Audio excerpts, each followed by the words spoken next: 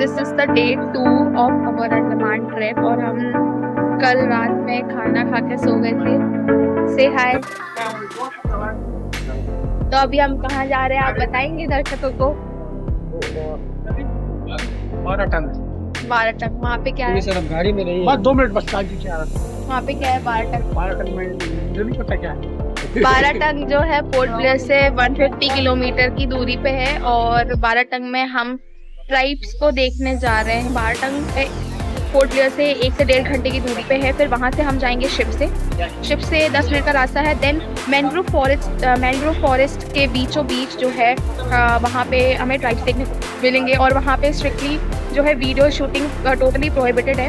वहाँ पे आप फोटोज़ और वीडियोज़ नहीं ले सकते because of the security of tribe. ये जो स्पॉट है यहाँ पे थोड़ा देर ब्रेकफास्ट करते होते हैं। तो मैं आपको रास्ता दिखा देती हूँ, थोड़े से व्यूज़ दिखा देती हूँ। इस आइलैंड पे आने के लिए 2 स्लॉट में गाड़ी मिसिंग हो जाती हैं क्योंकि इसका रास्ता बहुत ज़्यादा दूर है और एक साथ ही इतनी सारी गाड़ियाँ जाती हैं। इस रास्ते पे आप ना तो ज़्यादा तेज़ गाड़ी चला सकते हो और ना ही आप हॉर्न बजा सकते हो क्योंकि यहाँ पे आपको ट्राइब्स भी देखने को मिल जाते हैं। जारवा ट्राइब्स जो हैं अंडमान की, वो इस तरह की फेरीज़ पे या फिर शिप पे गाड़ियाँ एक साथ जाएंगी और इसी फेरी में हम लोग भी जाएंगे साथ में। फेरी के बाद हमें बोट से भी जाना था। बोट से जाने के लिए हमें 20-25 मिनट लगे थे और उसी में इतनी ज़्यादा बारिश होने लगी थी। आप देख सकते हो कैसे सब रेनकोट और ये त्रिपाल लगा के जाना पड़ रहा है। और जो हमारी फाइनल डेस्टिनेशन है लाइमस्टोन केव्स, वहाँ पे हमें चल के जाना था। वो भी 1-1.5 घंटे का रास्ता था। अगर किसी को चलने में प्रॉब्लम है तो यहीं पर वेट। इफ़ अगर आप थक जाते हो तो फिर यहाँ पे बीच में एक स्पॉट है जहाँ पे आप रुक के रेस्ट कर सकते हो, खा पी सकते हो।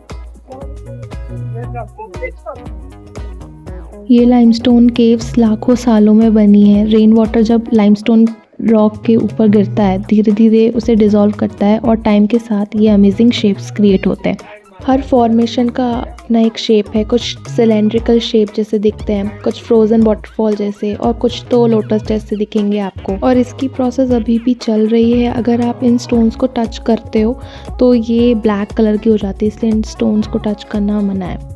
और वापस जाने का रास्ता अलग था तो हमें ये व्यू देखने को मिला। मैनग्रोव ट्रीज़ के रूट्स देख सकते हो आप कितने ज़्यादा डेंस हैं।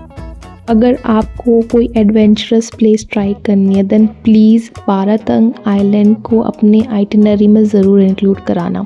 और जाते समय हम फेरी के कैप्टन से मिले। ये अंकल जो थे बहुत ज़्यादा फ्रेंडली स्वीट थे और इन्होंने हमसे पूछा आप कहाँ से आए हो। इन्होंने अपने बारे में बताया और इन्होंने मुझे ये जो स्टीयरिंग व्हील होता है यानी कि हेल्म जिसको बोलते हैं उन्होंने बोला कि तुम लोग को फ़ोटो लेनी है तो आ जाओ हमारे फ़ोटो ले लो। एंड बहुत अच्छा लगा उनसे मिलके।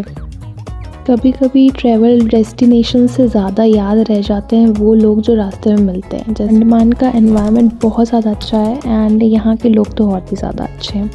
और अब यहाँ पे हमारा एंड हो जाता है डे 2 और नेक्स्ट डे के लिए हम जाने वाले हैं हैवलॉक आइलैंड। सो ये है डे 3 इन अंडमान और आज हम जा रहे हैं ब्यूटीफुल हैवलॉक आइलैंड जिसे ऑफिशियली स्वराज द्वीप भी कहा जाता है।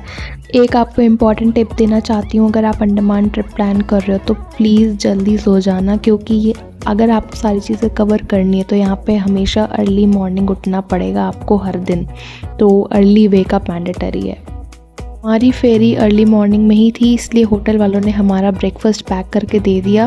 और फेरी लेने का सिस्टम बिल्कुल एयरपोर्ट जैसा होता है। सबसे पहले सिक्योरिटी चेक, फिर चेक इन काउंटर पर आपको अपना टिकट वेरीफाई कराना होता है।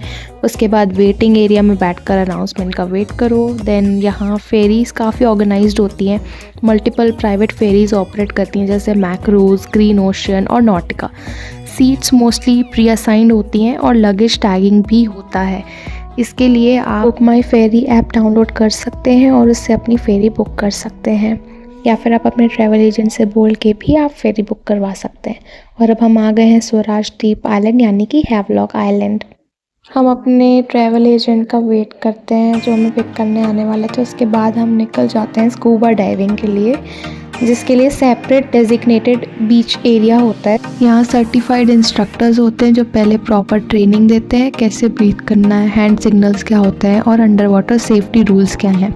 इवन अगर आपको स्विमिंग नहीं आती तब भी टेंशन लेने की ज़रूरत नहीं होती है। बिगनर्स के लिए डिस्कवर स्कूबा डाइविंग सेशन होता है जिसमें इंस्ट्रक्टर पूरा टाइम साथ रहते हैं। कॉस्ट यूजुअली 3,500 से 6,500 पर पर्सन के बीच होता है।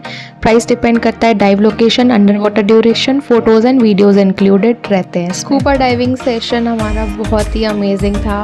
मैं वाटर फोबिक हूँ या फिर हाइड्रोफोबिक कह सकते हैं उसको। उसके बावजूद मैंने ये स्कूबा डाइविंग एक्सपीरियंस की, सच में बहुत ज़्यादा अमेजिंग था। हम आ गए हैं अपने होटल में।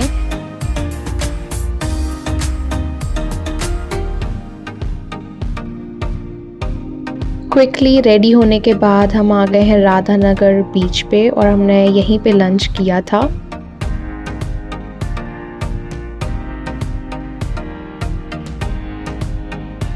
अभी हम लोग आ गए हैं राधानगर बीच पे, और जो राधानगर बीच है वो ब्लू सर्टिफाइड बीच है और एशिया का बेस्ट बीच बोला जाता है, बीच नंबर 7। ब्लू सर्टिफाइड बीच क्यों बोला जाता है ये आप लोग गूगल पे चेक करना। तो चलिए चलते हैं और राधानगर बीच की ब्यूटी को आपके साथ शेयर करते हैं। Let's go. ये बीच काफ़ी क्लीन और वेल मेंटेन्ड है। प्लास्टिक बिल्कुल अलाउड नहीं है जो इसकी नेचुरल ब्यूटी को प्रिजर्व करता है। जब आप यहाँ खड़े होते हो पैरों के नीचे सॉफ्ट सैंड फील होती है और सामने वेव्स स्लो मोशन में आती जाती रहती हैं, तब रियलाइज़ होता है कि पीस एक्चुअली कैसा फील होता है। लोग राधानगर बीच से वापस आ गए हैं और हम काला पत्थर बीच भी गए थे, लेकिन वहाँ जाते जाते बहुत ज़्यादा रात हो गई थी तो कुछ वीडियो शूट नहीं करा। एंड अब हम सीधे डिनर करेंगे और डिनर करने के बाद कल हम जाएंगे नील आइलैंड जाएंगे और फिर मैं बताऊंगी कि नील आइलैंड में हमने क्या किया। बाय। आज का दिन यहीं पे एंड होता है और मैं आपसे मिलूंगी थर्ड पार्ट में। तब तक के लिए बने रहिए मेरे साथ।